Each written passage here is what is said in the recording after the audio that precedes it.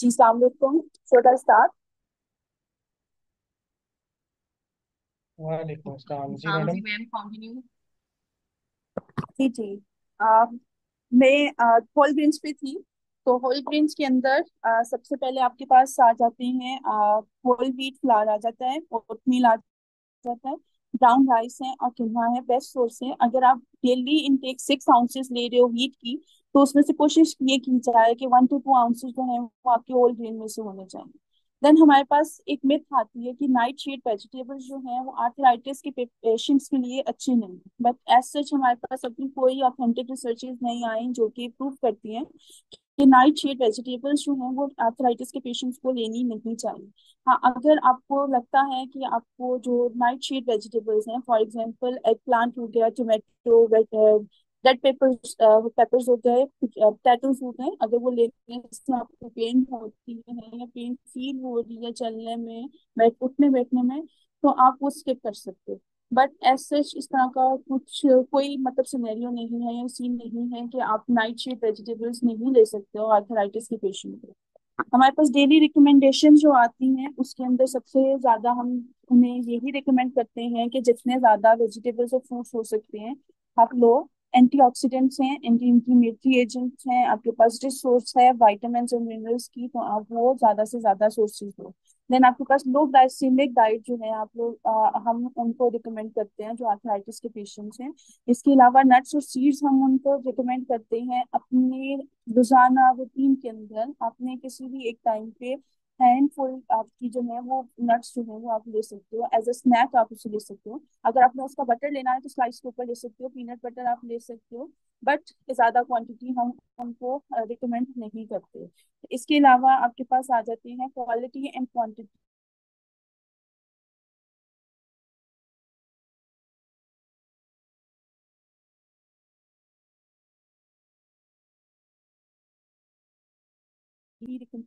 बहुत ज्यादा इंपॉर्टेंट होती है जिसपे वो और आपकी रखते हैं, तो उसकी वजह से आप उसकी क्वांटिटी और क्वालिटी दोनों जो है वो आप कंट्रोल कर सकते हो। इसके अलावा आपके पास प्रोबायोटिक्स आ गए। प्रोबायोटिक्स आपके हेल्पफुल होते हैं आपकी गट की जो मूवमेंट होती है उसके लिए। तो उसके अंदर हमारे पास जो योगर्ट है फर्मेंटेड फूड में आ जाती है योगर्ट, तो आपके लिए बेस्ट सोर्स है प्रोबायोटिक्स की। आप वो लो, आपकी जो गट के अंदर हेल्दी बैक्टीरियाज होते हैं उनके लिए ये इंपॉर्टेंट होती है। और जैसे ही आप वो उसको, जैसे हमें एक डाइट या एक फूड की जरूरत होती है, वैसे उन बैक्टीरिया के लिए भी ये जरूरी है। जैसे ही उनको ये फूड मिलती है तो उनकी एक्टिविटी अच्छी तरीके से होना शुरू हो जाती है। इसके अलावा आपके पास स्ट्रेस और स्लीप जो है मेन आपकी इम्पॉर्टेंट थिंग्स में से आपके पास आती है। आप अपनी स्लीप को रेगुलेट करोगे तो आपके जितने भी हार्मोन्स हैं, स्पेशली जो आपका कॉर्टिसोल, अब उसके लेवल जो अप एंड डाउन हो रहे होते हैं उससे भी कंट्रोल होते हैं। तो स्लीप आपकी मोस्टली जो है वो 6 to 7 आवर्स होनी चाहिए, जिसकी वजह से आपकी बॉडी के अंदर जहां जहां इंफ्लेमेशन हो रही है, जिस जॉइंट में इंफ्लेमेशन हो रही है, वो बिल्कुल कम होना शुरू हो जाती है।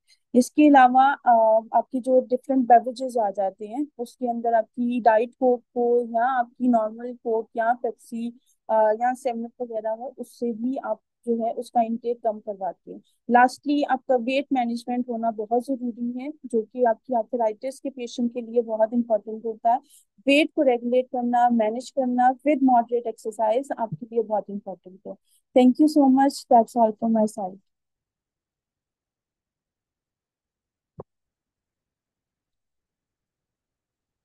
डॉक्टर एजाज आप कंटिन्यू कर सकते हैं, thank you so much. Assalamualaikum. Thank you so much, Dr. Nimra, and all of our guest speakers. I'm Dr. Ijaz Danish. By profession, I'm physiotherapist. Just give me a 2 minutes to share my slides.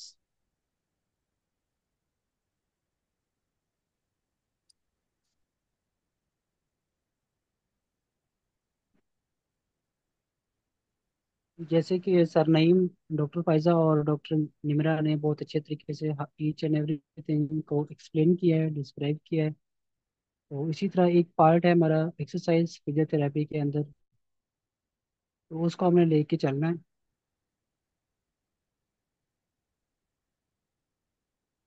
तो सबसे पहले मैं आपको एक diagram के through इसको समझाऊंगा कि क्या चीज़ें, ठीक है।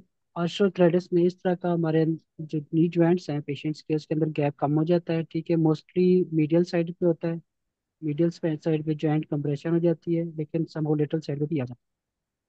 तो इसके 4 ग्रेड्स होते हैं, ये में हेल्पफुल होते हैं पेशेंट की ट्रीटमेंट में, उसके प्लान ऑफ केयर बनाने में। तो इसमें आप देख सकते हैं क्लियरली, ये एक नॉर्मल जॉइंट है, ठीक है। इसमें किसी किस्म की कोई अबनॉर्मेलिटीज में खास नजर नहीं आ रही, ठीक है। जो फर्स्ट ग्रेड ग्रेड होता है उसमें मोस्टली डॉटफुल होता है और मसल स्पैज्म की वजह से होता है, या अब ये टेम्परेरी होता है, इसको हम इजीली रिकवर कर सकते हैं, ठीक है। ग्रेड 2 के अंदर ऑलमोस्ट 50% जॉइंट स्पेस कम हो जाती है, और जो ग्रेड 3 है इसके अंदर ऑलमोस्ट 75% जो जॉइंट स्पेस है वो कम हो जाती है, ठीक है। ग्रेड 4 के अंदर ऑलमोस्ट 100% या फिर 90% जो है ना, इसमें जॉइंट स्पेस कम हो जाती है, साथ डिजेनरेटिव चेंजेस और मल्टीपल चीज़ें आती हैं।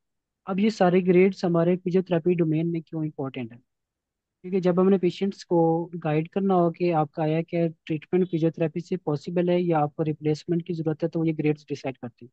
अगर पेशेंट फर्स्ट 2 ग्रेड्स के अंदर है तो इसमें फिजियोथेरेपी करवा के पेशेंट 100% रिकवर हो जाता है, उसकी सारे सिम्टम्स ठीक हो जाती है। अगर पेशेंट हमारे पास ग्रेड 3 के साथ आता है, ठीक है, ग्रेड 3 में उसकी रिकवरी 100% नहीं होती, ठीक है, अबाउट 70% तक होती है, ठीक है, 70-80%। लेकिन इसमें भी पेशेंट्स की जो लाइफ है बहुत अच्छे से मॉडिफाई जाती है, बेटर हो जाती है, वो अपने रिटर्न टू वर्क और बाकी सारी चीज़ें एहतियात के साथ कर लेता है। जब ग्रेड 4 का पेशेंट हमारे पास आता है तो हम उनको यही एडवाइस करते हैं आप इसकी रिप्लेसमेंट कराएं, ठीक है। रिप्लेसमेंट से पहले भी इसकी फिजियोथेरेपी होती है और रिप्लेसमेंट के बाद भी। तो ये एक तो सिंपल छोटा सा ओवरव्यू था।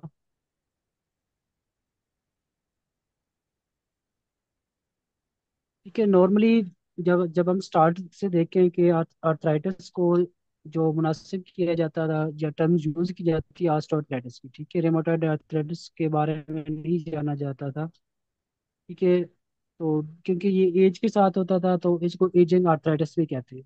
जो हमारा ऑस्टियोआर्थराइटिस है इसको एजिंग आर्थराइटिस भी कहते हैं।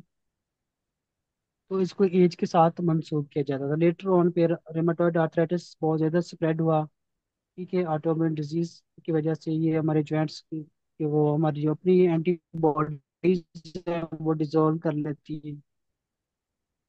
अब इन दोनों के जो हमारे ट्रीटमेंट्स हैं थेरेपी के अंदर दो ट्रीटमेंट्स हैं।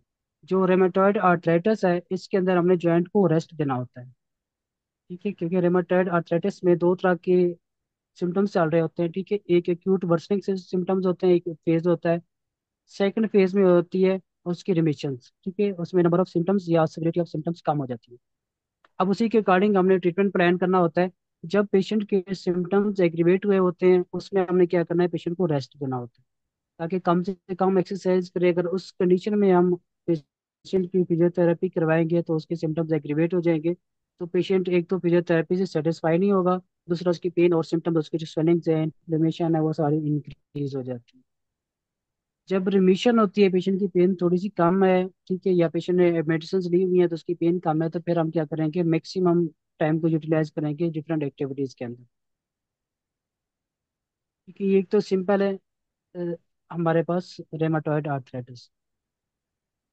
अब हम ओवरऑल अभी बात करते हैं कि हम कौन कौन सी थेरेपीज देते हैं, हम फिजियोथेरेपी के अंदर क्या क्या ट्रीटमेंट ऑप्शंस अवेलेबल हैं ऑस्टियोआर्थराइटिस एंड रेमाटॉइड आर्थराइटिस के अंदर, ठीक है।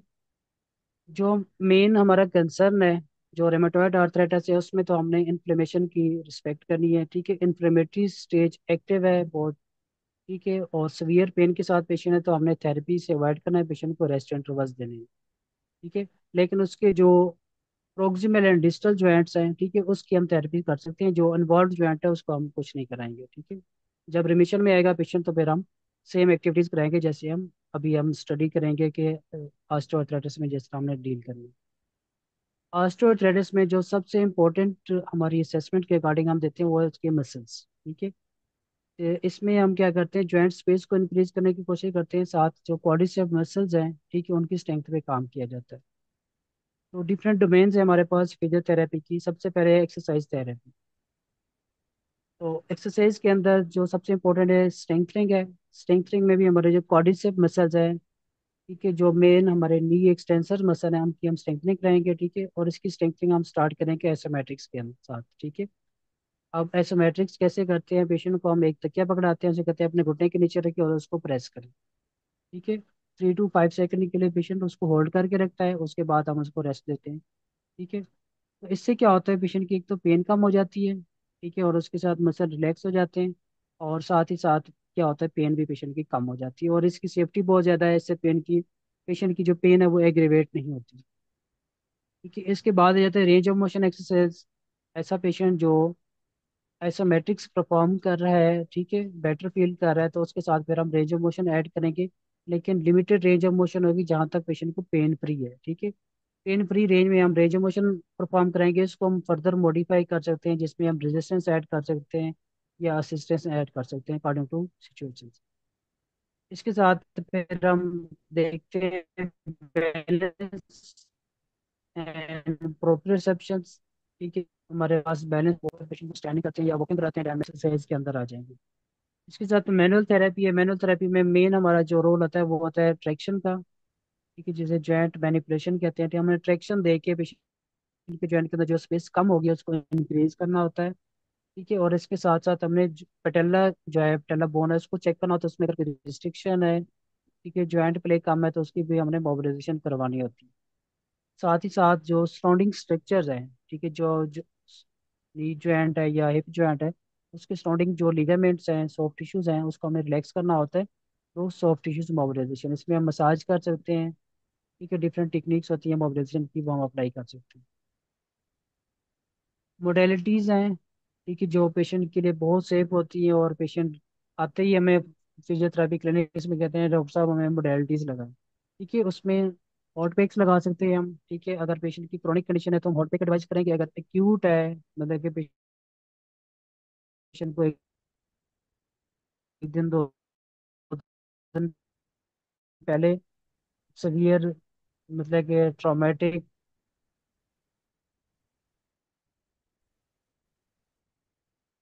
आर्थराइटिस हुआ है या ऑटोइम्यून हुआ है, इसके साथ हम बेसिकली फिजियोथेरेपी यूज कर रहे हैं ट्रांसक्यूटेनियस इलेक्ट्रिकल नर्व स्टिमुलेशन, क्योंकि ये क्या करता है, मसल्स को एक्टिवेट करता है, मसल जो ब्लड फ्लो है उसको इंक्रीज कर देता है। एक और इम्पोर्टेंट मोडेलिटी है हमारे पास, अल्ट्रासाउंड। अल्ट्रासाउंड को हम हीलिंग पर्पज के लिए यूज करते हैं और स्वेलिंग कम करने के लिए, ठीक है। ये क्योंकि आज ये सारे सिम्टम्स होते हैं, उन सारे सिम्टम्स को हम अच्छे से मैनेज कर सकते हैं इलेक्ट्रोथेरेपी से, ठीक है। फिर पेशेंट की एजुकेशन है, पेशेंट को हम कुछ ऐसी चीजें बताते हैं ताकि पेशेंट खुद अपने जॉइंट्स को प्रोटेक्ट कर सके, ठीक है। तो उसके लिए हम डिफरेंट ब्रेसेस दे देते हैं पेशेंट को, ठीक है, पेशेंट वो ब्रेसेस पहन ले ताकि वेट बेरिंग उस पर कम से कम हो जॉइंट्स के अंदर, ठीक है। बॉडी मैकेनिक्स और पेशेंट की जो बायोमैकेनिक्स है उसको हम करेक्ट करते हैं, पेशेंट का जो पोस्चर है उसको बेटर करते हैं, कि पेशेंट ने कैसे चलना है, कैसे बैठना है, ठीक है। और इसमें पेशेंट के साथ पेशेंट को हम प्रिवेंटिव मेजर्स भी देते हैं कि आपने सीढ़ी नहीं चढ़नी बार बार, ठीक है, कम्बोर्ड यूज करना है, नमाज पढ़नी है तो आपने चेयर पे पढ़नी है। ये सारी एडवाइस जो है ना पेशेंट एजुकेशन के साथ हम पेशेंट्स को दे देंगे। और कुछ असिस्टिव डिवाइसेज हैं जो पेशेंट को हम रिकमेंड करते हैं, ठीक है, जो ब्रेसेस और डिफरेंट सपोर्ट्स हैं, सप्लिमेंट्स आ जाती हैं, तो ये हमने पेशेंट को एडवाइस करना होता है। इसके साथ हाइड्रोथेरेपी है, इसके सेटअप्स तो बहुत कम है पाकिस्तान में, लेकिन एक्वेटिक थेरेपी बहुत इफेक्टिव है नी जॉइंट्स की में, ठीक है, इवन कि हमारी स्पाइन में भी बहुत इफेक्टिव होती है। तो इसमें बेसिकली जब पेशेंट वॉक करता है या कोई भी एक्टिविटीज करता है तो पेशेंट को अपने जॉइंट के ऊपर वेट फील नहीं होता, ठीक, पेशेंट से रिकवरी और पेशेंट की पेन बहुत अच्छे से मैनेज हो जाती है इसके अंदर। और इसके साथ आ जाते हैं लाइफ स्टाइल मॉडिफिकेशन, वो डॉक्टर निमरा ने आपको बहुत अच्छे से बता दिया है कि आपने वेट मैनेज करना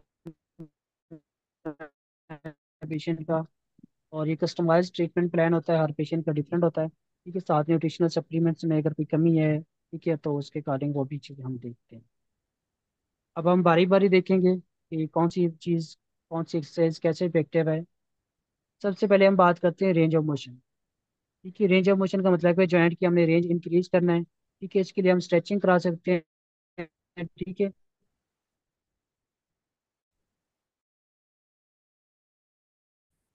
स्ट्रेचिंग की भी फर्दर टाइप्स होती हैं, सस्टेन स्ट्रेचिंग होती है, डायनामिक स्ट्रेचिंग होती है, प्रोलॉन्ग स्ट्रेचिंग होती है। नॉर्मली 3 to 5 का मतलब है एंड रेंज पे जाके हमने पेशेंट की मूवमेंट को मतलब होल्ड करके रखना है। ठीक है।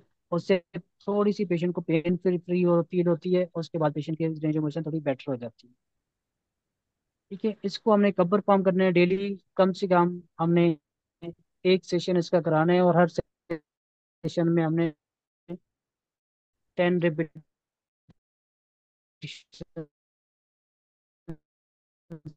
रखनी है।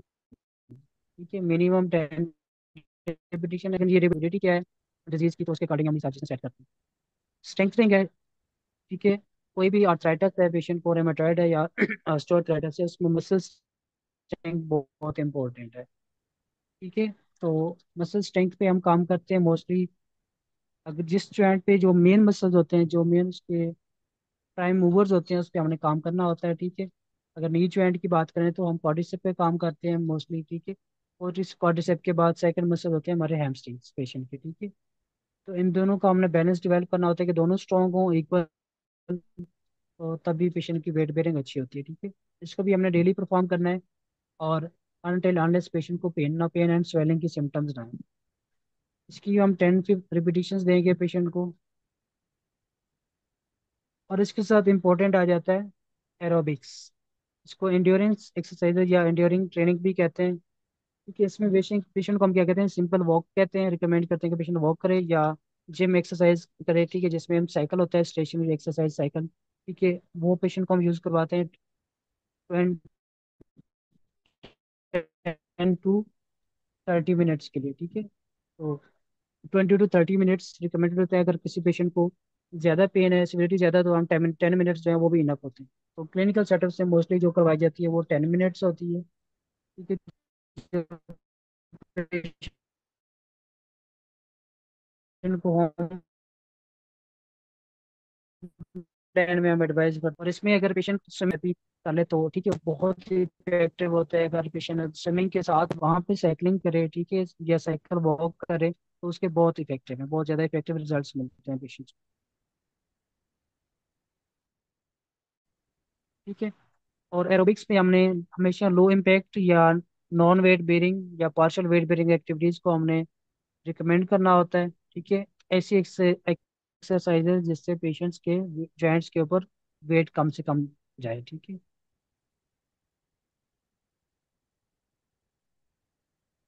तो इसके साथ पेशेंट्स को कुछ चीज़ें हम अवॉइड करवाते हैं। ठीक है। और इसमें आ जाता है स्टेयर क्लाइंबिंग। ठीक है। अगर पेशेंट्स ने स्टेयर क्लाइंबिंग करनी है, ठीक है, तो हम किस पेशेंट कहते हैं कि बार बार ना करें, और सपोर्ट के साथ करें, मतलब कि नी ब्रेस लगाई हो पेशेंट्स ने, और कोई स्प्रिंट यूज़ किया हुआ हो। ठीक है। वो साथ रेल्स को पकड़ के आराम से पेशेंट चले। ठीक है। और सेम जब वो पेशेंट ने वापस उतरना है सीढ़ी से, उससे तब सेम उसने दोबारा एहतियात करनी है। ठीक है। वॉशरूम जाना है तो पेशेंट को हम रिकमेंड करते हैं कि कम्बोर्ड यूज़ करें, नमाज पढ़नी है तो वो चेयर के ऊपर पढ़े। ठीक है। इस तरह हमने पेशेंट के जॉइंट्स के ऊपर स्ट्रेस को कम से कम करना होता है।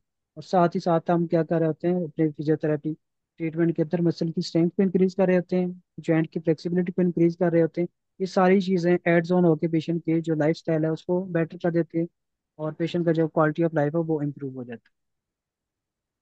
तो हमारे एंड से इतना था। अब किसी का अगर कोई क्वेश्चन है, कुछ इस समय नहीं है, तो आप लोग माइक्स अपने ओपन करके डिस्कस कर सकते हैं।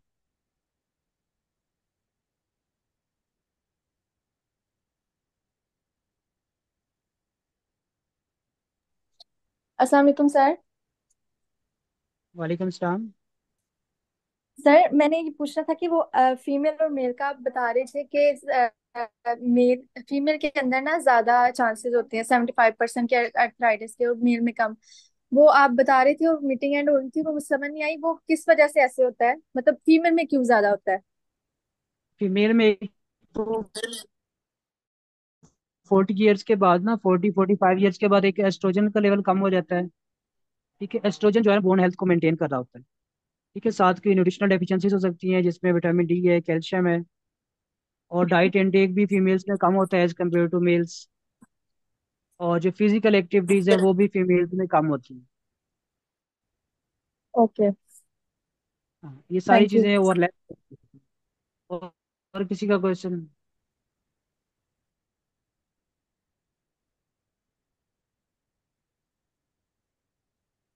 कोई चीज़ समझ नहीं आई हो आपको दोबारा भी बताई जा सकती है, आप लोग डिस्कस कर सकते हैं। अस्सलाम वालेकुम रहमतुल्लाहि व बरकातुहू सर। जी जी, वालेकुम सलाम। सर ऐसे है कि मुझे डॉक्टर ने ना सर्जरी बता दी हुई है नीज की। तो ठीक है। मेरे ना पहले से भी 4 सी सेक्शन हो चुके हैं। तो मैं ना समझे कि जिस तरह होता है ना कि बिल्ली को देख के कबूतर आंखें बंद कर लेता है, तो वो हिसाब मेरा होया हुआ है। मैं ये पूछना चाह रही हूँ कि एक आया के एक सर्जरी घुटने के का था, बगैर एक इसमें गुजारा। घुटनों का मसला है। दोनों का बताया हुआ है, देखिए, दोनों की सर्जरी बताई हुई दोनों है। का बताएं। आप और आपको जो प्रॉब्लम है कितने अरसे से हो रही है? मुझे ये रेमेटॉइड अर्थराइट्स है ना, तो इसकी मेडिसिन लेते हुए मुझे कोई तकरीबन 20 साल हो गए हैं मेडिसिन लेते हुए। ठीक है, आप ऐसे करें, आप अपने एक्सरे में व्हाट्सएप कर दें, इसी ग्रुप में सेंड कर दीजिएगा, वो हम देख के आपको रिकमेंड कर देंगे, तो इंशाल्लाह आपको ऑपरेशन की जरूरत नहीं पड़ेगी। इंशाल्लाह अल्लाह करे ऐसा ही हो। तो बस मैं यही हाँ, चीज क्योंकि चाह रही हूँ एक्सरे कि देख के अगर ही ऑपरेशन। डिसाइड किया जाता है इसका ट्रीटमेंट। एक्सरे के बगैर हम भी कुछ नहीं कर सकते। नहीं, एक्सरे मेरा रिसेंटली होया हुआ है, एक्सरे मेरे पास है। हाँ, वो सेंड कर देना, इसी ग्रुप में जो हमारा ग्रुप बना हुआ है ना उसमें सेंड कर दें। तो या मुझे पर्सनल सेंड कर दीजिएगा, तो फिर मैं उसको शेयर कर दूंगा ग्रुप। इंशाल्लाह सर, ठीक है। हाँ। हाँ, इंशाल्लाह आपको ऑपरेशन की जरूरत नहीं पड़ेगी। बस सर मैं यही पूछना चाहती हूँ, कोई ऐसा मेरा इलाज हो जाए कि जो मुझे एक तो ऑपरेशन की जरूरत ना पड़े, दूसरी चीज मैं घुटनों में इंजेक्शन भी नहीं लगवाना चाहती। ये दोनों चीजें अवॉइड करना चाहती हूँ। इंजेक्शन से ना बोन्स फर्दर वीक हो जाती है, वो पहले जॉइंट स्पेस कम होती है, डिजनरेशन होती है, बोन पहले कमजोर होती है, जब इंजेक्शन लगता है तो टेम्परेरी तौर पे वो सुन कर देता है, उसके बाद बोन्स फर्दर वीक हो जाती है। जी जी जी, ऐसे ही है। तो वो हेलो पहले से बढ़ सलामकुम। के पेन आती है, तो वो। हाँ जी, जैसे हमने देखा कार्टिकोस्टेरॉइड्स के इंजेक्शन जो घुटने में लगते हैं, ये हेल्दी कार्टिलेज को भी डिजेनरेट कर देते हैं। जी ठीक होगी। ठीक है सर, मैं ओके, आपको अपने एक्सरे भी भेजूंगी, अपनी रिपोर्ट्स भी भेजूंगी इंशाल्लाह। सारी चीजें भेज दें तो इंशाल्लाह देख के हम आपको अच्छा गाइड करेंगे। इंशाल्लाह। नेक्स्ट किसी का क्वेश्चन है किसी भी हमारे गेस्ट स्पीकर से, तो आप पूछ सकते हैं।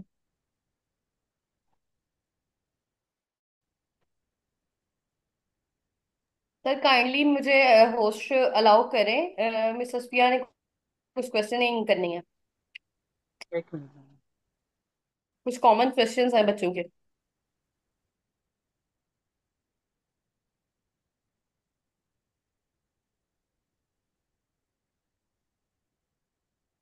जी मैम, अलाउ कर दिया आपको।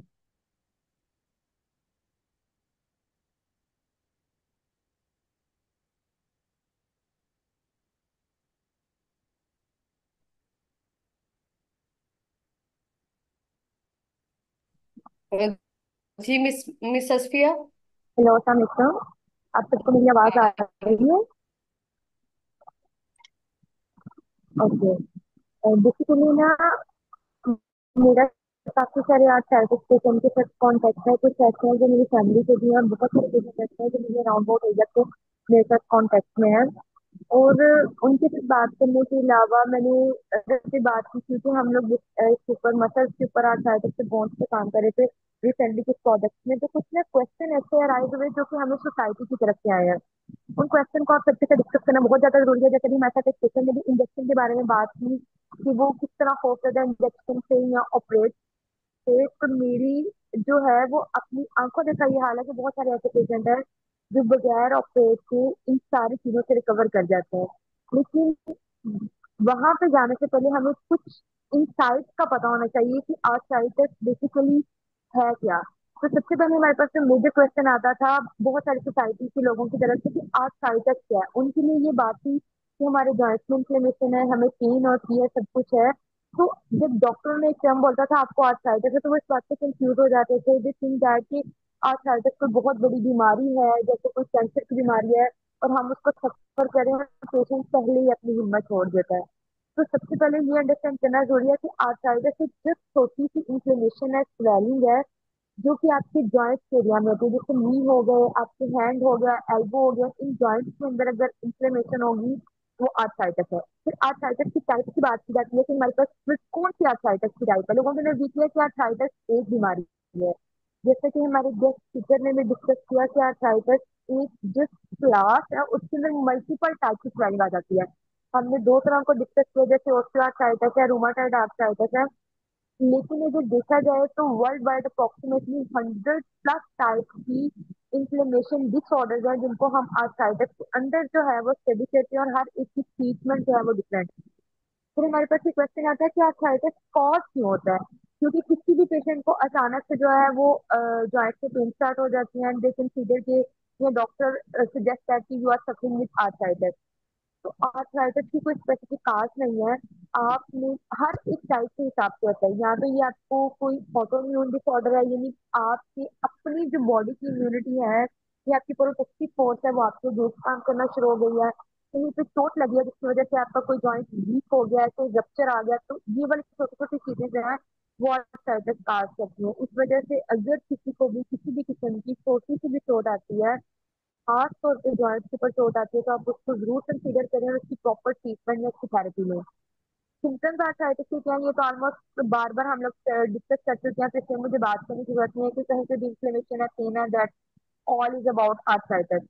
अब क्वेश्चन आता है कि आर्थराइटिस किन पेशेंट के अंदर ज्यादा होता है। तो बहुत कॉमन बात है, आर्थराइटिस फीमेल के अंदर ज्यादा होगा, क्योंकि फीमेल के अंदर बहुत सारी ऐसी चेंजेस आती हैं, बहुत सारे ऐसे जेनेटिक फैक्टर्स इन्वॉल्व होते हैं जिनकी वजह से आर्थराइटिस फीमेल के अंदर सबसे ज्यादा कॉमन है। अब वो कौन से फैक्टर हैं उनको हम थोड़ा सा नेक्स्ट डिस्कस कर लेते हैं। फिर हमारे पास आ जाता है क्वेश्चन कि इज आर्थराइटिस प्रिवेंटेबल, क्या आर्थराइटिस से बचा जा सकता है? बिल्कुल। कुछ कंडीशन ऐसी हैं आर्थराइटिस की जिसमें आप एहतियात करके उससे बच सकते हैं। जरूरी नहीं है कि हर औरत को आर्थराइटिस हो या हर पेशेंट को, लेकिन कॉमन लोगों में है, क्योंकि बचपन से या उनकी एडल्टहुड में जाने के बाद उन्हें गाइडलाइंस ही प्रोवाइड नहीं की जाती कि किस तरह वो आर्थराइटिस को अवॉइड कर सकते हैं। तो आर्थराइटिस की मैक्सिमम टाइप्स ऐसी हैं जिनको हम प्रिवेंट कर सकते हैं, कुछ टाइप्स ऐसी हैं जिनसे बचा नहीं जा सकता। अगर वो, जैसे जब आपके पास रूमाटॉइड आर्थराइटिस है, तो इससे आप जितनी मर्जी ट्राई कर लें, क्योंकि ये जेनेटिक डिसऑर्डर होता है, तो इससे आप जो है अपने आप को नहीं बचा सकते। जैसे फैमिली हिस्ट्री डायबिटीज के, तो आप कुछ भी कोशिश कर लें जिनके अंदर जेनेटिक्स है डायबिटीज की, उनको डायबिटीज होकर रहेगी। लेकिन जिससे कि हाइपर टेंशन है, तो उससे आप अगर बचना चाहें तो आप बच सकते हैं। तो आप कुछ टाइप्स ऐसी हैं जिससे आप अवॉइड करने से बच सकते हैं, और कुछ ऐसी हैं जिनको आप जितना मर्जी अवॉइड करना आप नहीं बच सकते। तो हमारे पास क्वेश्चन आता है कि क्या आर्थराइटिस डाइट से इफेक्ट होता है? तो बिल्कुल। जिस तरह हमारे पास बहुत सारी फूड ऐसी हैं जिन आप बीमारियों का इलाज कर सकते हैं, तो आपके पास जितने भी ओमेगा फैटी एसिड आते हैं या हेलुरोनिक एसिड आते हैं, ऐसी फूड जिसके अंदर विटामिन बी है, कैल्शियम है, इन सारी चीजों को यूज करके आप आर्थराइटिस से बच सकते हैं या उसके सिम्टम्स को रिलीफ दे सकते हैं। लेकिन अगर हम बात करें लेकिन अगर हम ये बात करें कौन सी ऐसी फूड है जो आर्थराइटिस कॉज करती है, तो हमारी जितनी भी फास्ट फूड है, हमारी कैंड फूड है, हमारी प्रोसेस्ड शुगर आती है जो आजकल हम सब लोगों को बहुत पसंद है, चॉकलेट वगैरह, तो ये अल्टीमेटली हमारी बॉडी के अंदर ऐसा हार्म कॉज करती है जिसकी वजह से आर्थराइटिस, इन्फ्लेमेशन या पेन इस तरह के जो है पाथवे को इंड्यूस होते हैं। नेक्स्ट स्लाइड की।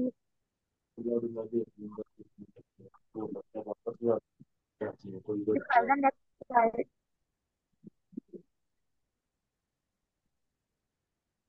बेईमानी ना करती है अल्लाह देंगे अब हमारे पास कुछ क्वेश्चन है वो हम स्पेसिफिकली डिजीज देख सकते हैं। अभी तक तो मैंने जो भी बताया आपकी आर्थराइटिस की सारी डिजीज के बारे में बताया, लेकिन अगर हम रूमाटॉइड आर्थराइटिस की बात करें तो ये बाकी सबसे डिफरेंट इस तरह है, क्योंकि ये आपकी जेनेटिक डिजीज है।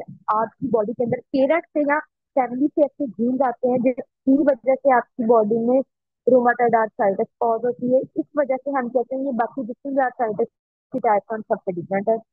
फिर अगर कहा जाए कि आर्थराइटिस लाइफ लॉन्ग कंडीशन है, तो बिल्कुल मुझे अफसोस से ये कहना पड़ता है कि अगर कोई ऐसा पेशेंट है जिसको रूमाटाइड आर्थराइटिस है स्पेसिफिकली, तो उनके लिए ये डिजीज लाइफ लॉन्ग है। जब तक वो जिंदा है उन्हें इस डिजीज को सफर करना है। बट इसका मतलब ये नहीं है कि आपकी पेशेंट जो है वो हिम्मत हार जाए, या आप अपने पेशेंट को इस तरह से गाइड करें कि वो ट्रीटमेंट से दूर भागे।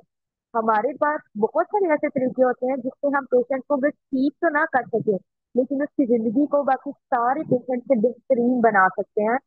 तो आपकी रोमाटाइड आर्थराइटिस बेशक कंडीशन है, लेकिन इसमें भी आप डिजीज के सिम्टम्स को मैनेज कर सकते हैं और जिंदगी बेहतरीन तरीके से गुजार सकते हैं। फिर हमारे पास क्वेश्चन आता है कि क्या रोमाटाइड आर्थराइटिस जो जॉइंट के इतना इफेक्ट कर रही है, बॉडी के डिफरेंट ऑर्गन्स को भी इफेक्ट करती है? तो बहुत रेयर केसेस हैं, लेकिन कुछ केसेस ऐसे होते हैं जिसमें आपका पेशेंट एहतियात ना करे, बेड रिडन हो, या और भी उसको कोई इन्फ्लेमेटरी कंडीशन हो जाए, तो उसकी वजह से ही आपकी बॉडी के बाकी ऑर्गन्स को भी इफेक्ट कर सकती है। लाइफस्टाइल चेंजेस रोमाटाइड आर्थराइटिस को किस तरह मैनेज कर सकते हैं? तो हमारे जो फिजियोथेरेपिस्ट हैं, हमारे न्यूट्रिशनिस्ट हैं, इन सब में मैडम ने आपको ये बता दिया कि कौन से लाइफस्टाइल मॉडिफिकेशन है जिससे आप रोमाटाइड आर्थराइटिस को प्रिवेंट कर सकते हैं। स्पेसिफिकली डाइट को फोकस करें, अपनी इमोबिलिटी वाली जो कंडीशन, हम एक जगह पे बैठे रहते हैं, सारा सारा दिन बैठ के टीवी देखते हैं, मोबाइल यूज करते हैं, उसमें हमारे जॉइंट्स बिल्कुल काम करना छोड़ देते हैं। तो एक प्लान्ड वे में अपने जॉइंट्स को मूव करवाएं, प्लान्ड वे में अपनी एक्टिविटीज को लेकर चलें, तो आप अपने लाइफस्टाइल चेंजेस से अपनी डिजीज को और अपनी डिजीज की बेस पे अपने लाइफस्टाइल को मैनेज कर सकते हैं। लास्ट वन आपके पास क्वेश्चन आता है, क्या रूमाटॉइड आर्थराइटिस क्योरेबल है? तो मैं अपने सारे पार्टिसिपेंट्स को ये बात बताना चाहूंगी, आपके पास डिजीज की ट्रीटमेंट दो तरह से होती है। एक वो जिसमें आप डिजीज को एंड पॉइंट से खत्म करते हैं, क्योरेबल, जैसे आपको फ्लू हो गया, आपको चेस्ट इंफेक्शन हो गई, कोई भी इस तरह का मसला है, आप उसको जड़ से खत्म कर देते हैं। लेकिन कुछ बीमारियां ऐसी होती हैं जिसको आप कभी भी खत्म नहीं कर सकते, जब तक आप हैं आपको उसकी ट्रीटमेंट लेनी पड़ती है, उसे हम कहते हैं मैनेज करना। तो जो आपकी रूमेटॉइड आर्थराइटिस है, इसको आप कभी भी ठीक नहीं कर सकते, लेकिन ये मैनेजेबल है। इतनी बेहतरीन तरीके से मैनेजेबल है कि आपका पेशेंट जो है वो 90% या 70% नॉर्मल पर्सन की तरह जिंदगी गुजार सकता है, अगर वो थेरेपी को प्रॉपरली ले, उसको मैनेज करे और उसको ऑब्जर्व करे। ठीक है, next question, next slide please.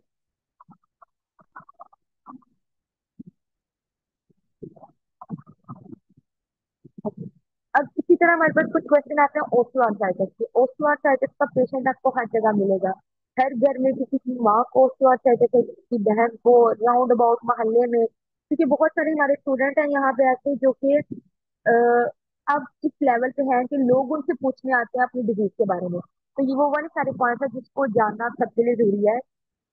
Osteoarthritis क्या है और ये रूमेटॉइड से किस तरह डिफरेंट है? आपकी ओस्टियोआर्थराइटिस आपकी वजह से कॉज होती है, कोई जेनेटिक कॉज नहीं है। आपका वेट बहुत ज्यादा हो गया, आपको कहीं पे चोट लगी, आपकी जॉइंट वीक हो गए, जिसकी वजह से आपने उसको ध्यान नहीं दिया और आपको ऑस्टियोआर्थराइटिस जो है वो कॉज हुई। तो जो आपकी ऑस्टियोआर्थराइटिस है वो बाकी सबसे इसलिए डिफरेंट है। फिर आपके पास क्वेश्चन आता है कि कौन से लोग ऐसे हैं जिनको ऑस्टियोआर्थराइटिस ज्यादा होती है? आपकी फीमेल को ऑस्टियोआर्थराइटिस, बहुत सारी रीजन है हमारे पास बकायदा तौर पे। जो कश्मीर वाले एरियाज है वहां पे ये रिसर्च हुई है कि कश्मीर की फीमेल को ऑस्टियोआर्थराइटिस कम है एज कम्पेयर टू पंजाब की औरतों को। रीजन क्या है? या ऐसी औरतों को कम है ऑस्टियोआर्थराइटिस जो घरों से बाहर निकलती है एज कम्पेयर टू उन वाली फीमेल के जो घरों के अंदर बंद है। हमने अपने लाइफ स्टाइल को कुछ इस तरह से सेटल कर लिया हुआ है, इसकी वजह से हम एक अपने ही सर्कल में रहते हैं, अपनी इनएक्टिविटी के अंदर रहते हैं। कोई भी थोड़ी सी प्रॉब्लम हुई तो भाई हम रेस्ट करना है, हम बीमार हैं, हम ये वो, हम अपनी नॉर्मल जो रूटीन लाइफ है उसको बहुत पीछे छोड़ देते हैं। हम धूप को जो है वो अपनी बॉडी के अंदर एब्जॉर्ब नहीं करवाते, जो कि विटामिन डी का सोर्स है। इसके अलावा जो है हम ऐसी डाइट लेते हैं जो हमारे लिए नेगेटिव है, और फीमेल के अंदर तो वैसे भी हार्मोनल चेंजेस इतने ज्यादा होते हैं जिसकी वजह से वो ओस्टियोआर्थराइटिस को सफर करती है। ओस्टियोआर्थराइटिस ओस्टियोआर्थराइटिस को प्रिवेंट किया जा सकता है, बिल्कुल आप इसको प्रिवेंट कर सकते हैं। स्टार्ट से अपना ध्यान रखें, एहतियात करें। अब एक बात मैं यहाँ पे ऐसे करने वाले हैं जो कुछ ऐसी चली भी आती है कि एक खास टाइम पीरियड के बाद फीमेल के अंदर मीनोपॉज की कंडीशन आती है। उस मीनोपॉज के आने से कुछ टाइम पहले अब बड़े बड़े सिटीज में ये चीज स्टार्ट हो गई है, हार्मोनल रिप्लेसमेंट थेरेपी होती है। अब आराम से हार्मोनल रिप्लेसमेंट थेरेपी में जो एस्ट्रोजन का लेवल बॉडी के अंदर कम हो रहा है उसको स्लोली स्लोली इंक्रीज करवाएं, तो बहुत सारी फीमेल्स हमारी ओस्टियोआर्थराइटिस से बच सकती हैं। हम ऑस्टियोआर्थराइटिस को मल्टीपल तरीके से प्रिवेंट कर सकते हैं। एक्सरसाइज ऑस्टियोआर्थराइटिस को हेल्प करती है, बिल्कुल एक्सरसाइज हेल्प करती है। आपकी इमोबिलिटी कम होगी, आपकी जॉइंट को काम करने का पता चलेगा, तो फ्रिक्शन को बियर करेंगे, तो अल्टीमेटली क्या होगा, आपकी जॉइंट स्ट्रॉन्ग होंगे। जब जॉइंट स्ट्रॉन्ग होगा तो आप ऑस्टियोआर्थराइटिस को प्रिवेंट करेंगे। फिर हमारे पास एक क्वेश्चन आता है कि पेशेंट को हम इलेक्ट्रॉनिक एसिड कार्टिलेज या कोलेजन वगैरह क्यों सजेस्ट करते हैं। जैसे तुमने फाइबर ने ट्रीटमेंट के अंदर बताया, हमारे पास बहुत सारी कॉमन मेडिसिन चल रही हैं। कोई भी ब्रांड उठाएंगे तो उसके अंदर एक्चुअल मेडिसिन आपको ये इलेक्ट्रॉनिक एसिड कार्टिलेज कोलेजन मिलेगा। रीजन क्या है? हमारे जॉइंट चार वजह से सफर करते हैं। सबसे पहली प्रॉब्लम उसके अंदर ये आती है कि उनकी लुब्रिकेशन कम हो जाती है। आपकी जॉइंट्स है, जैसे सर नहीं ने बताया, उन जॉइंट्स के अंदर एक फ्लूइड मौजूद होता है जो उनको सेफ रखता है। आप जैसे जैसे एज बढ़ती है तो आपको वो फ्लूइड कम हो जाता है, जिसकी वजह से आपकी जो जॉइंट्स है ना, ये आपस में फ्रिक्शन खाती हैं, जिसकी वजह से वो वीक हो जाती है। अब अगर हम हेलोजोनिक एसिड इनको प्रोवाइड करेंगे, ये नेचुरल सब्सटेंस है, वो जाके फ्लूइड को वापस प्रोड्यूस करवाता है। जब फ्लूइड प्रोड्यूस होगा तो क्या होगा कि आपकी जॉइंट बहुत आराम से मूव कर सकेंगी और जो पेन आ रही है, इंफ्लेमेशन हो रही है, वो कम हो जाएगी। अभी कुछ टाइम पहले हमारे से एक पेशेंट ने क्वेश्चन किया कि मुझे इंजेक्शन से डर लगता है। तो उनके लिए एक बात है कि इंजेक्शन जरूरी नहीं है कि वो आपके लिए बहुत ज्यादा नुकसानदेह है। इंजेक्शन में अगर आप दो चीजें लेती हैं, एक इंजेक्शन में आप हाइलुरोनिक एसिड की ट्रीटमेंट लेती हैं, साथ आप कुछ एनेस्थेटिक्स लेती हैं, तो उसमें आपके जो अपने टाइम से रिकवर हो जाते हैं। आपके लिए वो हार्मफुल बिल्कुल भी नहीं है, आप बहुत आराम से ले सकते हैं। और ये कोई एक्सपेंसिव ट्रीटमेंट भी नहीं है। 500 600 के अंदर भी कुछ ऐसा कॉम्बिनेशन आजकल आ रहा है उसके अंदर इंजेक्शन का, जिसको लगाने से आप ठीक हो सकते हैं। ये एक बहुत बड़ी बात है जो अभी मैं यहाँ पे क्लेम कर रही हूँ। अदरवाइज इंजेक्शन की बात की जाती है, जो लोग कहते हैं लाखों के एक्सपेंसिव है, आपका बाहर से इंजेक्शन आना है 70,000 80,000, बिल्कुल। लेकिन उनको अवॉइड करें।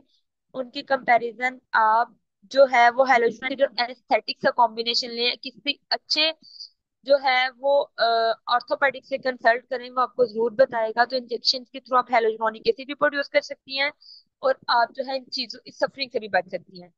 आप इसका एंटी इंफ्लेमेटरी इफेक्ट भी होता है, ये इन्फ्लेमेशन को कम करेगा तो पेन ठीक होगी। कार्टिलेज अगर आप देंगे तो ये आपकी बोन्स को नए सिरे से बनाने की कोशिश करेगा, वहां पे जो कॉन्ड्राइटिन सल्फेट है उसको प्रोड्यूस करवाएगा, जॉइंट पेन को कम करेगा, इन्फ्लेमेशन को कम करेगा। कोलेजन बेसिकली आपकी जॉइंट्स का एक पार्ट होता है, स्ट्रक्चर होता है। किसी वजह से या आपकी बीमारी की वजह से वो डैमेज हो जाता है, खत्म हो जाता है, तो आपकी जॉइंट्स ज्यादा सफर करते हैं। तो जो कोलेजन है मेडिकेशन लेती है, डाइट के थ्रू लेती है, तो वो आपकी जॉइंट्स को रीफॉर्म करेगा, दोबारा से बनाएगा, जिसकी वजह से आपके जो बोन्स हैं, हड्डियां हैं, ये जो आपके जोड़ है सादा लफ्जों में, उन जोड़ों को सपोर्ट मिलेगी और अल्टीमेटली आप ऑस्टियोआर्थराइटिस को प्रिवेंट कर सकती हैं। या अगर ऑस्टियोआर्थराइटिस हो गया तो उसको मैनेज भी कर सकती है और किसी हद तक आप उसको ट्रीट भी कर सकती हैं। Madam last slide please. एक क्वेश्चन यहाँ पे आता है कि फीमेल आर्थराइटिस को ज्यादा सफर क्यों करती है एज कम्पेयर मेल। तो मेरे पास ना यहाँ पे तीन चीजें हैं। एक तो जो सबने डिस्कस की कि फीमेल के अंदर एस्ट्रोजन हार्मोन की कमी हो जाती है, उस हार्मोन की कमी की वजह से जो फीमेल है वो सफर करती है आर्थराइटिस को या फिर इन्फ्लेमेशन वगैरह को। दूसरी जिस पे शायद अभी ज्यादा बात नहीं कर सके, रिसर्च स्टडीज जो आजकल चल रही हैं, वो रिसर्च स्टडीज ये बताती हैं कि जेनेटिक फैक्टर है। हमारी जो फीमेल है उनके अंदर फैमिली की तरफ से सेम जीन्स आती है, जिसे हम एक्स एक्स क्रोमोसोम्स कहते हैं। तो जो आपका एक्स क्रोमोसोम है उसके ऊपर ऑटो इम्यून कंपोनेंट सबसे ज्यादा मौजूद होते हैं मेल के अंदर, क्योंकि एक्स और वाई दो डिफरेंट कंपोनेंट्स होते हैं। इस वजह से उनके अंदर इन प्रॉब्लम की ससेप्टिबिलिटी या कॉज कम होते हैं। लेकिन फीमेल से ये आपकी क्रोमोसोम्स है, उन क्रोमोसोम्स के सेम होने की वजह से उनके ऊपर मौजूद इंफॉर्मेशन या ऑटो इम्यून कंपोनेंट्स जो हैं वो भी मैक्सिमम मिकदार में फीमेल के अंदर होते हैं। और इसी वजह से जो ऑटो इम्यून डिजीजेस हैं वो खवातीन को ज्यादा कॉमन है। फिर खवातीन के जो जॉइंट्स हैं उनका स्ट्रक्चर, उनकी बोन्स मेल्स के मुकाबले में डिफरेंट होती हैं। अगर जो जो